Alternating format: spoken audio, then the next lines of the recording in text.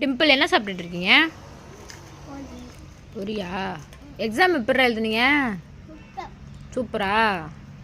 என்னென்ன கொஸ்டின் வந்தது?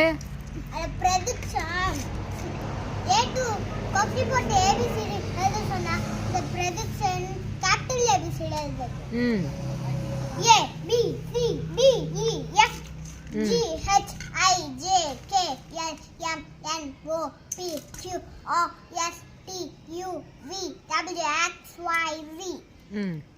அந்த மாதிரி தானே எழுதணும். அது கேபிட்டல் ஏபிசிடி எழுதுது. சரி, எழுதக்கூடாதா? கொஸ்டின் என்னென்ன கேட்டிருந்தாங்க?